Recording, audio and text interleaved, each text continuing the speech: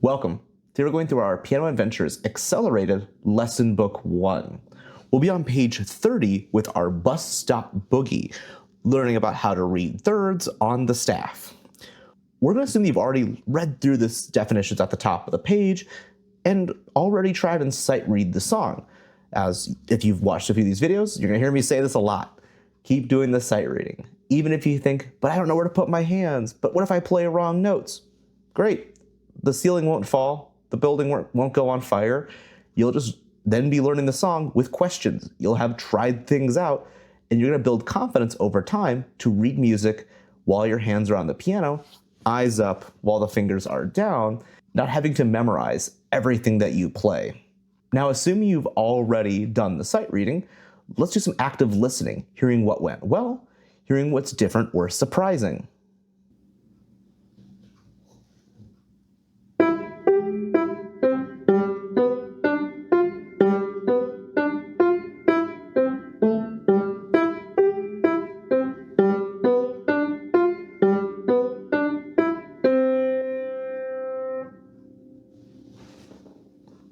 In our Bus Stop Boogie, we'll notice we start with our right hand 3 on the E and our left hand 4 on the G.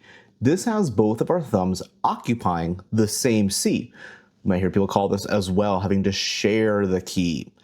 This gets us used to having our hands close by each other or eventually with our hands over top of each other, not just playing comfortably when the hands are far apart or neighbors, but even be able to play comfortably when the hands are on top of each other.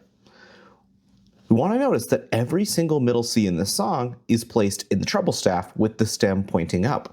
This tells us every time we play our middle C, it'll be with the right hand.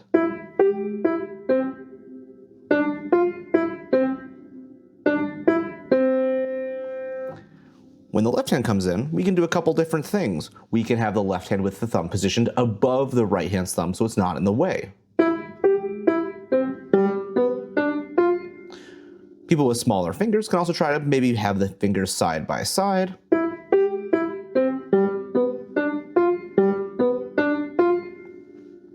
What we don't want to do is we don't want to have them touching each other, so that way I'm having to rub in, or even worse, accidentally start playing these right-handed notes with the left hand. As in more advanced literature, it's very important which hand we play things with, as music is not just telling us what the song sounds like, but it's also telling us how to execute the song. Certain things will need to be played with certain fingerings to have it work for the hands and have it look visually correct with how the music is written. In measure 2, we'll notice we have all thirds, space, space, space, space, going from the bass staff into the treble staff. It might look like the bottom 2 notes and the top 2 notes are closer together than the middle 2 notes, B and D.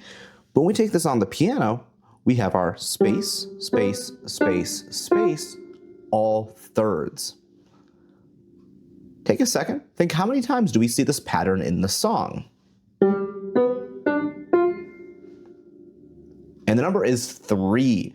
Some people might think there's 4, but if we look closely at measure 7, we'll notice there is a second in the measure 7.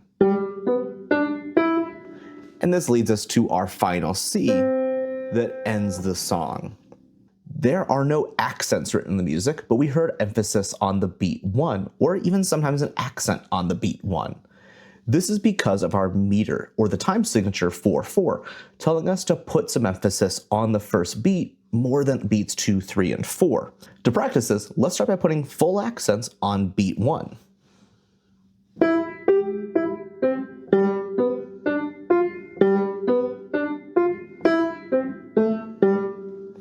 Now that is very heavy-handed. That doesn't sound that good, but now your ears can come in and say, what level of emphasis would sound good?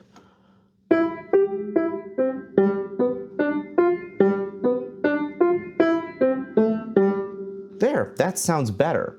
And through experimentation and listening to more people besides me play, and by listening to more music, you'll get a really strong taste for what sounds good.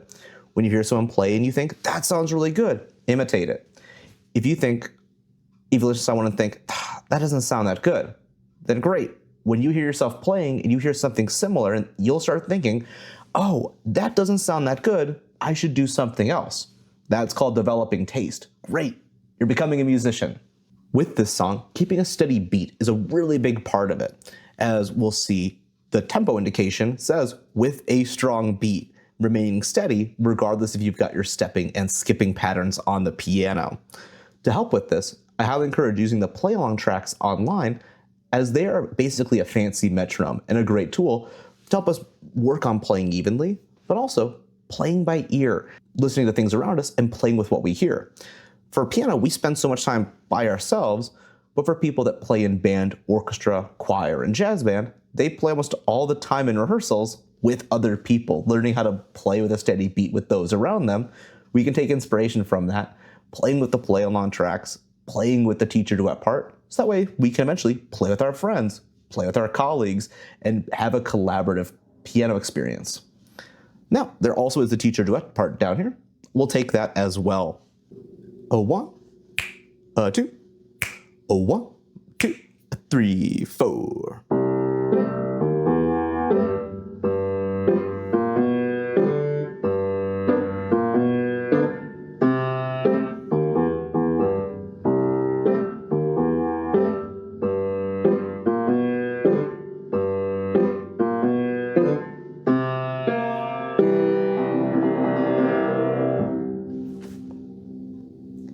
Happy practicing.